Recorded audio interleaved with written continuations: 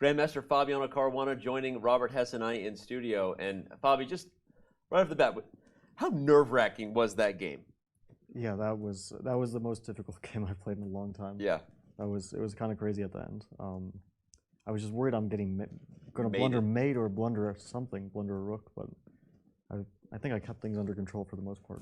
Well, let's dive into the chess so you feel like you can kind of get that off your head. For those who don't know, Fabi came in studio and immediately was like going to the monitor, like what was going on in this position because of so much craziness. We're going to stay at that craziness that I think really started with, I guess we'll go to Queen G6 check, right? Take us through what happened, because here's what Robert and I were observing. A friend who we know, we could tell your body language changed. You were visibly nervous. Was there something you had missed in this line? Something that you were struggling to solve before you ultimately did, by the way, play the best engine line with Queen F6? Yeah, no, I saw this quite far in advance. I mean, I saw his position when I played Rook D2, and I saw that he has to go for this, and he has to play King E7, which was my plan first. So you saw it here? Yeah, when I played Rook D2. Okay. It's all very forcing. He doesn't really have any alternatives, and I might have some alternative, but I didn't really see it. Okay. And we have no increment, so right. I was trying not to think too much. And yeah, I figured King E7, Queen B5, but then I realized that like it was sort of theoretical before, and then once we got here, I realized I'm kind of short on time, and I don't know exactly what to do. Oh, so you were planning King E7? Yeah, Queen B5, King B5, sorry, yeah. Which is forced, I think. Otherwise, he's just losing material or getting mated. And then I was trying G4 here. Wow. Because I need to cover this F5 square. Like, because if Queen F7, or I'm trying to trade queens, but then he always has Rook F5. And then he plays A4 because he actually doesn't have any way to improve his position. And it's very strange. Like, he's pushing his pawn, and he can't really move his pieces. They're all in, like, a perfect place. So he can't really improve them. But also, I didn't see what to do here. Yeah. I was thinking about, like, Rook B7, King C4, F5, and I realized that I could, like, easily... like Queen G5, and if King E8, there's Queen E3, so then I realized that I could easily lose this position. And I was a bit scared of the A pawn as well. Yeah. So then I thought Queen F6. I wasn't sure about Queen takes F6 to start with. I thought Queen 8 should be losing, but this I wasn't sure of. Take A4. I was going to play Rook D8, because his pawn is like super strong. His knight is just covering, my bishop is kind of dominated. His knight is also dominated, like it's a weird standoff between the pieces. Yeah. But the good thing is that usually if I sack my rook, I will win, because his knight stays dominated, even if there's very limited material. That's interesting. So you're already evaluating that if your rook has to come off for his pawn, but his rook has to come off with your pawn, you're still winning that game. You were already thinking almost about always winning. So I was looking at, for example, King A5 here, or King B5, I don't know. Let's say Rook A8, King B4, F5, A3, King G6, and like Rook A5 I thought was losing, take everything, and again we both promote at the same time, but this one is even worse for him because now my king isn't in danger, so I just win. Right. And... Or just showing your line, but go ahead. So then Knight A4 I thought instead of Rook A5. Knight A4, F6, A4. A2. Sorry, I can't even No, you're good, you're good, sorry. And I thought this was winning, but now I see the bar says it's not. I thought like F7, Rook G5, King H6, Rook F5, and Bishop Rook F5. No, Rook F5. Sorry, Rook F5, yeah. And Bishop D1. I thought this would be winning, but now I see it's not winning. So, yeah, there was obviously some problems with my calculation. Well, I mean, Dan, you should just show the end of that. And this is like... Sorry. The Rook F5 instead. Go back to Rook F5. And Bishop D1, A1 equals Queen. This looks like... Rook takes A4. I think this is what you were looking at. Yeah, take Rook F7, and I thought this position was winning somehow. This is. Wow, I would also assume it's winning, but I guess. I guess it's not. Yeah, his king is coming back quickly. But okay, yeah. Wow. It's one of those cases of long variation, wrong variation. But it helps us understand because I mean, twist ending, Robert and I were not working nearly as hard as you at the board, and so that line is mind-blowing, right, Robert? I mean, the fact that we weren't even considering G4 at all. We did look quickly at this, but this is a crazy good move, and it's one of the engine's top choices too. But okay. Yeah, no, I thought Queen F6 is a bit safer because here I gave him kind of a free choice in some ways. Like it's easier to blunder, and Queen F6 is more forcing. Right. Yeah, Queen E8 was a bit of a relief because I okay, not entirely a relief because I wasn't sure, but I thought it should be losing somehow after king d6. Sorry, queen e8 like he played. Okay, yeah. But you were confident he was losing here. No, not confident. Oh, okay. I thought I should be winning, but didn't really see entirely how, but okay. Yeah. Yeah, Okay. those lines we were just looking at, pretty crazy. Yeah, and here, I saw this in advance as rook c4, and at first I thought I'm winning with rook e7, and then I realized this is not clear at all. The main reason I rejected it was actually because of queen b5, rook b7, and queen e8, and I didn't see how to make progress here. And okay, we discussed this a little bit before. Before Bobby came in, we were talking about the rook a7 idea. Yeah, and this would transpose to rook a7 and rook b3. But I didn't see rook b3 at all. Like finding that move is just. It doesn't even have like it just threatens rook c3. It's kind of amazing. Yeah, I just want to win the knight. Chess is not fair. No, this is ridiculous. But rook c7, I was very happy to find because it like completely kills. I thought knight e4 is like the only chance. Bishop e4, queen e4. Yep. And yeah, I just thought the queen and should be winning, but it's still a fight. Yeah, queen and are always kind of tough to play, especially low on time. Yep. But yeah, what he did was much easier. What he did was, after rook to c7, he played king to b5, for those who missed it, and then the queens came off the board. Were you breathing a sigh of relief as soon as the queens were off? Yeah, here there was not much more to calculate, and I also couldn't blunder anything. All right, well, I want to stay a little on the chat just about the other storylines we were looking at. And we're not going to do the whole game, don't worry, but how surprised were you on a6? And then Raj's follow-up choice to go for this super sharp line with d5, and you obviously were taking your time here. Was this not what you were expecting him to play without revealing your prep? Well, Timur is almost always playing the Berlin. He used to be a Sicilian player, but not. Yeah, I mean, a6 came as a shock. He doesn't really play Sicilian too often these days. And okay, I was hesitating c3 or c4 after a6, and I couldn't quite recall the lines, so I decided just to improvise with this. And it was kind of, it wasn't too pleasant to be so far down on the clock, and he was playing quickly and seemed to be prepared. But still, my position seemed good. I was a bit surprised by his d5. I thought he would play like g6 or something like that. I don't know. Something not so crazy. But yeah, d5. Okay, I just thought I would be better here. And actually, I was wondering about queen takes g2. I thought that was a very critical move. Here? It was good for you if you did it. Bishop e4, queen a +6. Oh, queen a4, b5, knight b5. Oh my god, I just blundered. I thought bishop b7. Okay, yeah, this is a bit embarrassing. We won't hold you against it. No one's watching these shows anyway. Okay. Anyway, so you were good there, and just we won't do the whole game. But when were you feeling just good about the position? Like here. Like I here, just felt good. All right. I thought I'm better. Yep. I wasn't sure how much better, but I thought it's a very pleasant advantage. Yep. And then I thought I messed it up a bit later. Like he was very close to equality, I assume, at some point. Yeah. What question we had during the game was, were you surprised when, if we go forward to that moment after the queen trade, right around here, that he didn't play? He played rook c8 and allowed you to keep all the rooks on the board versus playing the move b5, which is what we were looking at. Yeah, I thought after b5 I have to take on d8, have to take on f7, knight f5, and I have to play rook d1. Yeah, we were thinking if this happens that all your winning chances are going.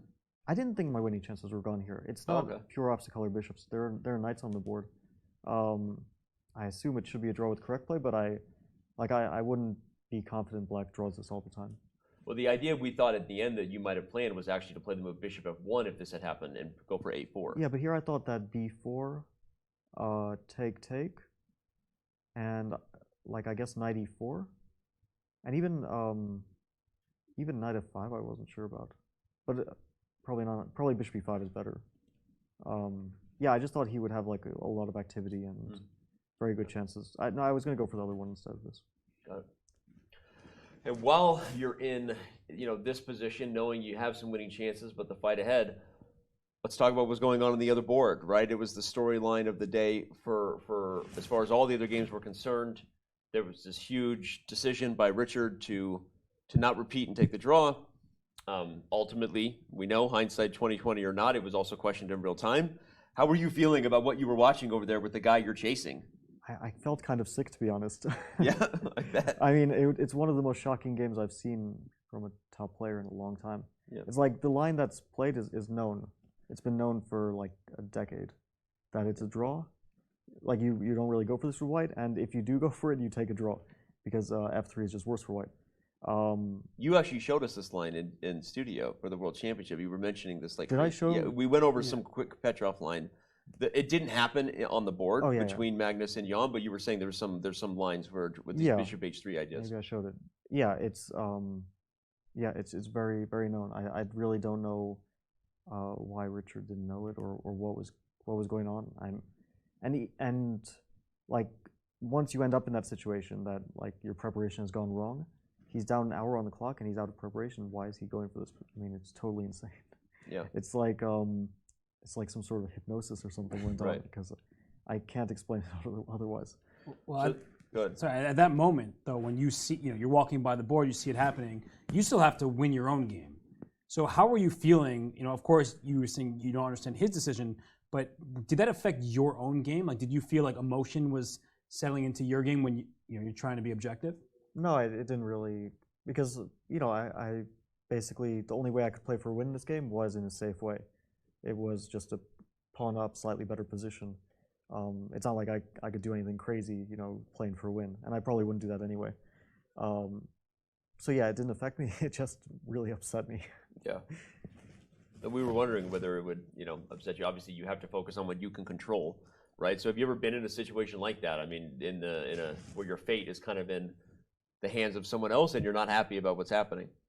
Well, your fate is never entirely in your own hands. I mean, it is possible for someone to win all their games, and that's just bad luck. But you can only play your own chess, and if you play well, overall, it works out. In the long run. Doesn't always work out in a tournament. Sometimes you play well and someone still manages to just be a bit better. Right. But okay, overall, I'm still happy. I'm only half a point behind. Yeah. It could have been more. It could have been really disappointing today. So overall, it's a positive day. Well, we're gonna bring up your head-to-heads and the results you had rounds 1 through 7 real quick, just to get your view on it. Because if someone had told you coming in, Bobby, that you would be 5 out of 7 heading into the back half, and regardless of the specific results of the players, that you wouldn't be leading, what would you have said? I'd probably take it anyway. Yeah, you'd be okay. Well, I don't know if there's a single candidate where halfway through someone's +4. Yeah. As far as our knowledge right now, it's definitely a record in the last couple decades. We haven't gone farther back, but yeah. Yeah, like in 2018, I was +3 after 7 rounds. I think I was at least half a point clear of the field, maybe even a full point. I don't really remember. So yeah, it's quite. I mean, +4 is a tremendous score.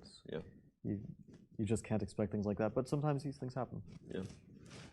Looking at your results, we switched away from it. Let's bring it back. Rounds 1 through 7. I just want to say what stands out for you in. I mean, obviously, wins here, but. Any particular game you can take us back through at a certain point? I'll ask you this: when you kind of felt like you were on form, feeling good. Yesterday. I'm not yesterday. Yesterday during the rest day, I felt amazing. You were hanging out with Robert, so you were feeling good. Yeah, that was the best part of the day. No, I mean my game against Ali Reza the day before yesterday. I really felt like I was seeing a lot and playing well. Overall, I feel like I'm playing quite well. Good. Yeah, we're gonna look at your. Oh, sorry, Robert. No, I was just gonna ask because throughout these 7 games, the only game where you were slightly worse, to my recollection, was against Dingley Ren, where you're down the pawn. So, what kind of confidence does that build? Where you played 7 games, in 6 of them you were in pretty good shape, never in too much trouble. Does that help build your confidence for the second half? It makes me feel like I'm controlling the situation well. But yeah, I know from experience that the second half is a whole different story. Yep. It just feels totally different. Well, we're going to bring up the rounds 8 through 14 that are on their way here, and we won't make you go round by round and reveal all your preparation against every player, but we will just ask you to circle a game or two. Obviously, you've got round 9, Jan de Pomnishi, right, with the white pieces, but what game are you most looking forward to right now? Well, tomorrow. I mean, Tomorrow. Okay. I don't think there's any point thinking about any game Anything besides the next beyond one. that? Yeah. Okay. Well, that was anticlimactic. You knew he was going to say it, though. Of course you shouldn't, but still, it's great to look ahead. Obviously, you're playing every player with the opposite color. That's how a double round robin works, in case you want us to remind you. So, at the end of our coverage of the World Championship, we asked you which was harder, playing or commentating, and you made the mistake of saying on camera that commentating was more exhausting. You still feel that way now? No, I was definitely wrong. You're definitely wrong. Okay. Well, we are enjoying the show, enjoying the chess very much, and excited to see what the back half brings. So, I have a quick question for Yep. you. After a long game like that, obviously you're exhausted, but are you happy that another game is tomorrow? Like, does that help you get in a rhythm, or would you prefer tomorrow or another rest day?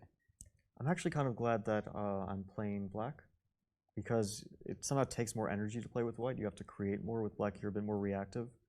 So it's, yeah. But I think that despite the fact that I'm exhausted now and I have no energy, I still will get energy tomorrow. Usually it renews, after a good night's sleep. Yeah. Well, that was awesome to be visited by you, Fabi. And again, it's right now kind of a two-horse race between you and Jan. So let me leave you this last question: do you watch his games closely from here on out, and does that have any effect on decisions you might make? Not yet. Maybe going into the final rounds, but definitely not yet. But of course, I follow all the games very closely. But especially now that it kind of seems like, I mean, I don't want to, say anything too speculative, but it seems like nearly 100% chance that one of us will win the tournament. Right. Because I 2 points lead for the rest of the field. It's kind of difficult to surmount that. So, but again, I guess crazier things have happened in the history of chess. But yeah, it does feel like pretty much a two-horse race. Okay. Well, I don't have any other questions. We really appreciate your time, and I know you've got so much ahead because there's a lot more to go, as you said, and so we'll let you go, and Robert and I will finish talking about the standings and giving our opinions of how you're all going to do tomorrow, because our opinions really matter. Although, by the way, I predicted for the vote guess result thing, and I was kind of just throwing. I mean, I don't take that stuff seriously. Let's be honest. But I predicted Jan was going to win his black today. I also predicted you would win. You're doing better than during the World Championship. That's where you say that's the stupidest bleep and bleep you've ever seen. Anyway, all right. Well, this has been Fabiano Caruana in studio. Of course, we're all wishing him the best of luck, and hopefully we'll be seeing you again soon, because that probably means good results for you. So